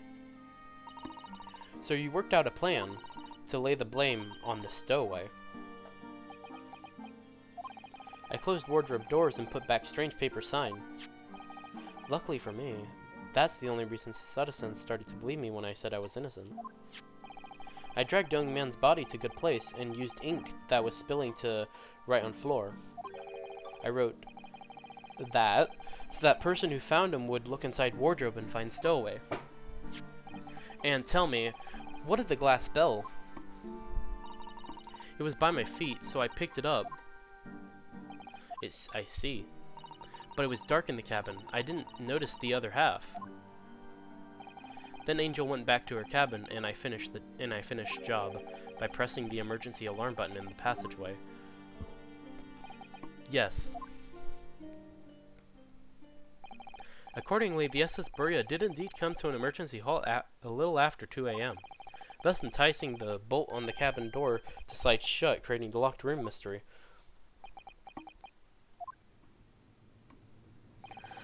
There's still one thing I don't understand, Miss Pavlova. What? Well, you said that you told Cosmo about the fact that you'd run away from your homeland, and it's because you were worried he was going to tell the captain that you pushed him. Isn't that right? Yes, but even if he had pulled the belt cord and called for the captain of the ship, aren't you friends with every member of the crew? Why would that have been a problem? It was what he said first that made me scared. What he said first?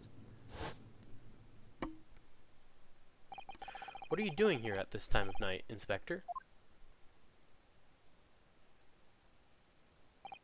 Oh, I'm sorry.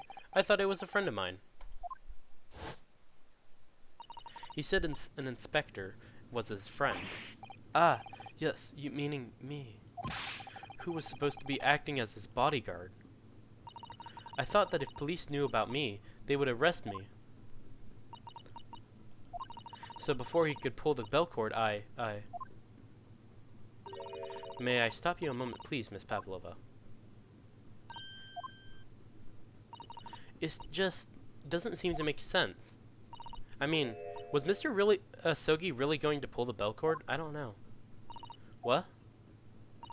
What do you think, Mr. Naruhodo? Well, I'm not Cosmo, so I can't know for certain, but he was a man of his word. If he told you he wouldn't give your secret away, then he wouldn't have done. No, he was walking over to it. He was going to pull the cord. He was going to make them send me back. Well, Mr. Naruhodo, the day's work is not yet done, it seems. There is one more deduction to make. What? Another deduction?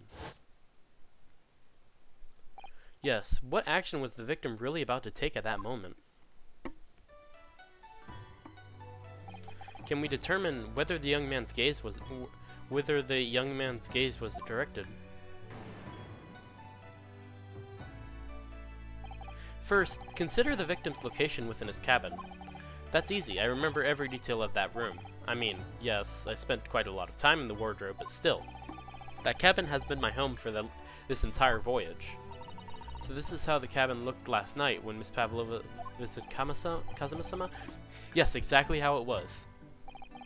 Are you ready then, Mr. Naruhodo? Yes, if there's one thing I've learned today, it's that a simple gaze can reveal all manner of truths, and not only that, in order to draw the right conclusion, You can't afford to be out by even a little bit when you're following the gaze to where it lands.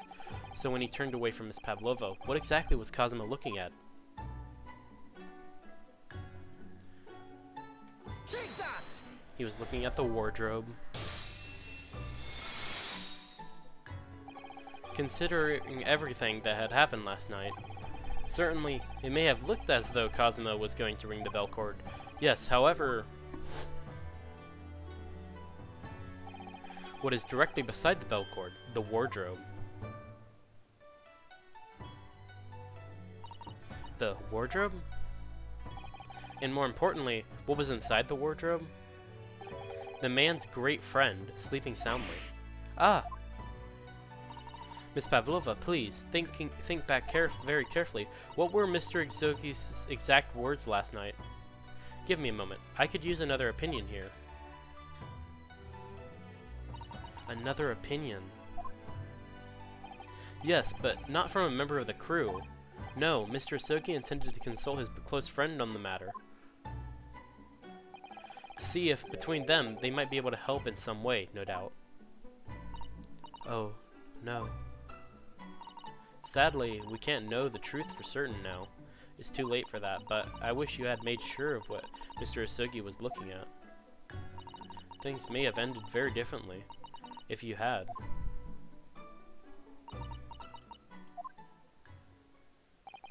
Miss Pavlova, I want to thank you for finally admitting the truth. But unfortunately, the truth is, a man lost his life because of what you did, and that will never change. I hope you'll never forget that. I'm sorry. I'm so sorry. What have I done?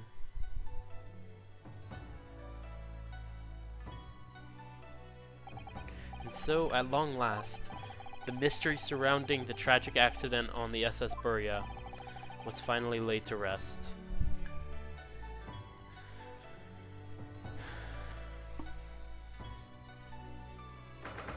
9th January, 7:14 p.m. SS Buria, first class cabin passageway. What will happen to Miss Pavlova now then? Once we reach Great Britain, she'll be handed over to the British police at Scotland Yard. What about the fact that she ran away from Russia? Won't the Russians try to repatriate her? Apparently, the English detective can speak to the immigration office and sort all that out. Mr. Sholmes can do that? So she won't be able to go back to Russia then? That she won't be going back to Russia then? No, I don't think so. Even if she wanted to return in the future, I doubt she'd be able to. She ran away, so now she's in exile for life. I see. I'm sorry. Seaman Stroganoff? I wanted to help our angel, no matter what. But I didn't think about you, about how you lost a good friend. I will go with Nina. I will give myself to British police. That's kind of you. In the meantime, thank you for letting me go free again. Cosmo's death feels like such a waste, but... well, do what you can for Miss Pavlova, won't you? Duh. Well, I'm afraid you need to pack now. We're due to arrive in Hong Kong tomorrow. As much as it pains me, I'm going to have to hand you over to counsel to arrange your passage back to Japan. Yes, I did stow away after all. I couldn't really expect any different. So, you should get back to your cabin now.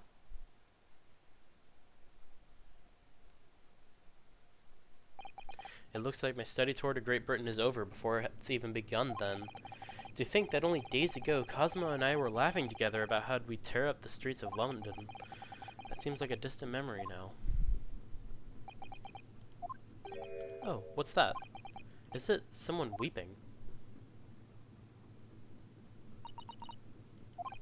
Susato-san? Naruto-san, I didn't know you had returned. Oh, well, I hadn't been back for long. Inspector Hosonaga just told me I should pack, you know, ready to leave the ship tomorrow and all that.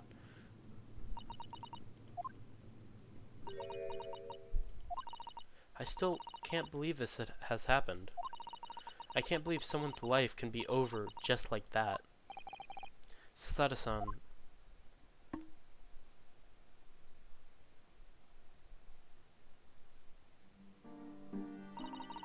He has such grand ideas for this visit to Great Britain, so many dreams. And now they've been cruelly taken away, just as he has. I thought I could never forgive the person responsible, but now we know the truth, that it was just an accident. Just a silly series of mishaps. It's too much, Naruto-san. It's just too much. Yes, I know. I wish there was something I could say. Inspector, my duty was to see Asogi-san safely to Great Britain, but I failed, and caused his two closest friends great pain and suffering as a result. I've let everyone down. And I will do anything to make up for my terrible blunder. Nobody blames you, Inspector. And I'm free again now, at least. Huh? Ah! Of course, I'm back in cuffs. Surprised, Mr. Naruto? What is the meaning of this? Oh, a trifling matter. Simply that in my head, I think I should always picture you wearing those shackles. Without them, the balance seems all wrong. It's distracting. Naruto looks distracting without shackles? Dang.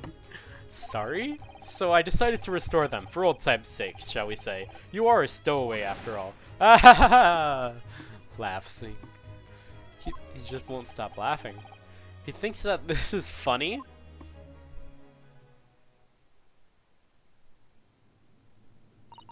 Mr. Sholmes. We do appreciate all your assistance. I'd like to thank you from the bottom of my heart. Not at all, not at all. And though it's a little late, may I offer my sincere condolences? The loss of your companion is truly heartrending. I hope that you will be able to fulfill some of his aspirations in his honor. I'm afraid that won't be possible. We shall be disembarking at the next port in Hong Kong. We have to return to Japan and make a full report out about everything that's happened. What? Wait a minute. It's just me that has to go back, isn't it? I mean, I was the stowaway. The terms of the study tour were negotiated by the Department of Justice in both Great Britain and Japan. It was to be one lawyer and one assistant. Was to be. In the light of Mr. Asogi's unfortunate death, I'm afraid the study tour can no longer go ahead. Oh no, I don't care for me, but... Poor Sasada-san. My dear fellows, the majority of problems have an extremely simple solution, you know. All you require is one lawyer, and the study tour can continue, surely. But there is no one else with the necessary qualifications, Mr. Sholmes. We know of no other lawyers. Qualifications, you say? Any qualifications obtained in your own country will be of little value in Great Britain, I'm afraid. Oh, but anyway, the voyage to London still promises a good month of time. Ample opportunity, I would say, to find yourselves another suitable lawyer. Yes. Mrs. Sato? Yes? Do you think perhaps I might be able to do it? Ah, but you're not a lawyer, Mr. Naruto. Oh, unless... Are you studying law? No, I'm not, but... I'm sorry. In that case, I don't think there's even a chance it could work. But as I said, there is still more than a month before we reach England's shores. Isn't that right, Mr. Naruto? Yes, I have a month in which to study to learn what I must to become a lawyer in Great Britain. Mr. Naruto. That's ridiculous. Are you seriously suggesting anybody could learn all of that in just 40 days? There's only one way to find out. I would work my fingers to the bone, Inspector. Every single day, will you let me try? And if, by the time we reach Great Britain, I haven't learned enough to be recognized as a lawyer, I'll take whatever punishment is deemed appropriate. But why put yourself in such a difficult position? For Kazuma. He said that there was something he had to do in Great Britain, and that he would sacrifice anything to make it happen. He was passionate about it. I can't let all that passion just come to nothing. And anyway, it's for my own benefit, too.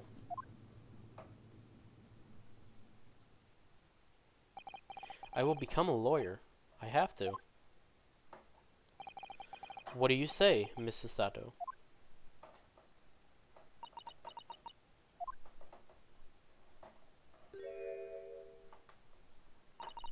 I think it's a wonderful idea. Thank you. So what does our bespectacled inspector friend say? When did he get a new pair of glasses? Does he just have more pairs of glasses on him? Are you serious? One lawyer and one assistant. The numbers are indisputable. No. This is madness. Yet fascinating, wouldn't you agree? Fascinating? Duty and rules are the dual routine of existence that we all abhor. Give us interest, give us fascination. Speak for yourself. Besides, qualifications are no measure of a man. What matters is his character, no? And you've witnessed ample evidence of this man's exemplary character today with your own eyes. From the early hours of this morning until this very moment now. Despite contending with the passing of his close companion and despite the accusation of guilt, this man has shown resourcefulness, intelligence, and above all, courage.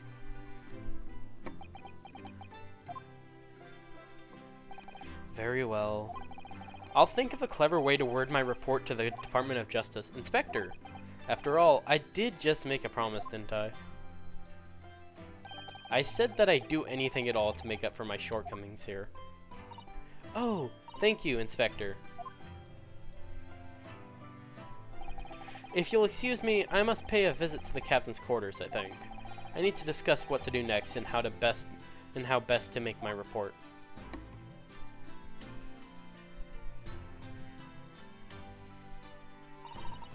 Are you really prepared to attempt this, Mr. Naruhodo? Yes, I'm going to try. I wonder, would you consider teaching me what I need to know, everything about being a lawyer? I would be delighted to help you. I am a judicial assistant after all. Thank you. And, Mr. Naruhodo? I'd like you to take charge of this. What? Me? Are you sure? I'm sure it's what Kazuma-sama would have wanted. Neat, I get a sword. Its name is Kuruma. It's a great sword that's been in the Asogi clan for generations. Very well, I accept. I'll treasure it, always. So then, Mrs. Sato, it seems we'll be working together for some time to come yet. It will be an honor, Mr. Naruhodo. And for the next 40 days, I shan't grant you a single minute of freedom. We shall fill every spare moment with study. Yes, that's exactly what I need. But before we begin, I have an earnest favor to ask of you too. Goodness, what is it? Please throw me to the ground. 3 times! What? I should never have doubted you. You were Kazuma-sama's closest friend. Of course you would never have done anything to hurt him. That should have been obvious to me from the start. But I allowed suspicion to get the better of me. And no matter how upset I was feeling, it was completely unforgivable behavior. No, you were in shock. You just found out about me stowing away, and the cabin door was locked from the inside. No, I won't let you make excuses for me. Whatever the circumstances, I should never have thrown you, and not just once, but 5 times! Ha, the number keeps creeping up, doesn't it? Please, you must. Just take hold of me and throw me. Do it. Don't you even think about it. No, I don't even know how. I've never thrown anyone in my life. Very wise, Mr. Naruhodo. It isn't a skill one acquires without considerable training. Oh, Mr. Sholmes. I observed your throwing technique several times with great interest. I confess I was most impressed. When did he see that? I presume that would be a form of Japanese wrestling? Oh, well, in a way. It's not wrestling, but my own interpretation of an ancient jujitsu technique. Apparently it's called the Sasato takedown. It leaves your head swimming, believe me. How beguiling. How beguiling. I'm a practitioner of combative arts myself. I'm a somewhat accomplished boxer. There he goes, dancing around again. I wonder if you'd be so kind as to instruct me on to the techniques of your arresting throw? Yes, I'd be honored. Then let us not dally. Demonstrate, my dear madam. Oh, of course. Here comes... Are you ready, Mr. Naruhodo? Sorry? Hiya! As you can see, you throw from the abdomen. Oh yes, arresting indeed. And that is what the term the Sasato takedown, is it? Actually, no. That was a Sasato squash. Okay, that's funny. In my groggy state of consciousness, a scene from an evening recently spent with Cosma flickered into my mind.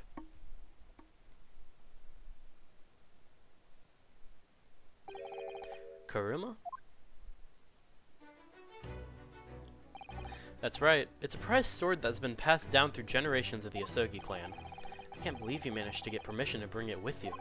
I mean, taking a katana on a study tour is more than a little irregular, surely. A Japanese man's sword is his soul, Greenisuke. I can't be parted from a katana. Kuruma guides me, I truly believe that. So its name compels its wielder to slice evil in two? Not that you would need much compelling. On that subject, there's something very important that I have to do in Great Britain, and I'll sacrifice anything to make it happen. I appreciate you seeing it through with me. Of course I will. Whatever it is, I'll see it through to the end with you. I knew you wouldn't let me down. That important thing he had to do. I still don't know what that was. But I'm going to see the place for myself and work it out. In Great Britain's capital, London. At least we have an exact place that the game's actually going to be taking place in, unlike Japanifornia, or whatever it was called in the Phoenix Wright trilogy. Okay, so I'm going to end the live stream there. There's no way I would have been able to do all of this in one stream yesterday. The Adventure of the Runaway Room, The Adventure of the Clouded Kokoro, and The Adventure of the Unspeakable Story. The next episodes seem like they're going to be interesting.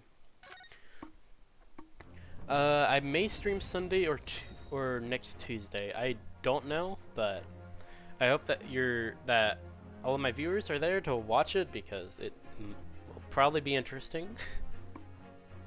And with that, I'll end the stream here.